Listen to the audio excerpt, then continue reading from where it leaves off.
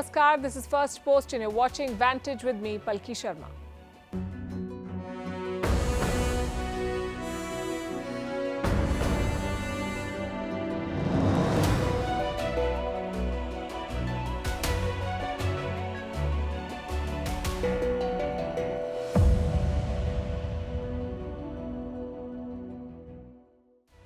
Tonight, we have news from Pakistan. Apart from the fact that it's broke and trying to arrest its former Prime Minister, Pakistan has once again been recruited as the dirty works department of the West.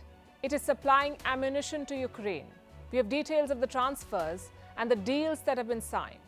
European powers that love to lecture the rest of the world on upholding democratic values and fighting an aggressor like Russia seems to have no issues in doing business with a terror state. What's worse, they keep releasing one-sided reports. The latest one is from the US. It says India armed Afghans, specifically the Warlords. Now, this is the same America that left military supplies worth billions of dollars with the Taliban.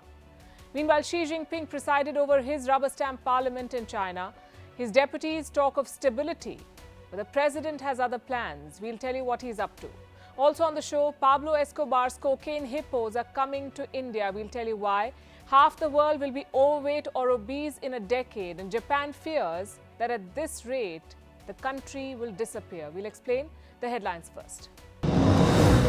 Russian forces close in on Bakhmut. Their defense minister visits the destroyed city of Mariupol. Amid the offensive, Russia introduces virtual reality-controlled boomerang drones to add to its firepower in the skies. Taiwan is on high alert. The defense minister says they fear a sudden incursion by the Chinese military, and this warning comes amid rising military tensions in the Taiwan Strait.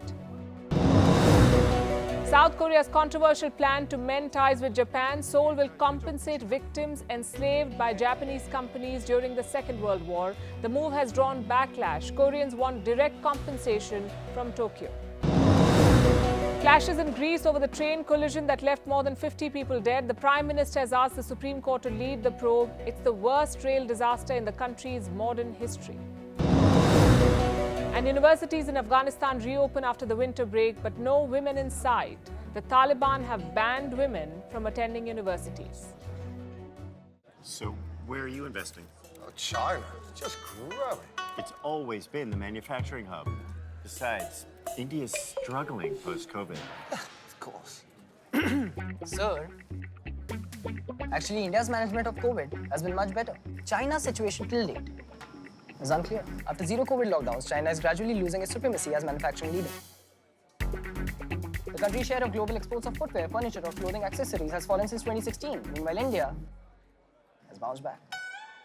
So by the looks of it, India could become the global manufacturing hub by 2030. Presenting Vantage with me, Palki Sharma, a first-of-its-kind global show with an Indian perspective. Mismanaged vaccination drive, broken healthcare systems, citizens taking matters into their own hands. India's failure in managing the COVID-19 crisis is staggering. Want stories but without the West spin on it? Presenting Vantage with me, Palki Sharma, a first-of-its-kind global show with an Indian perspective.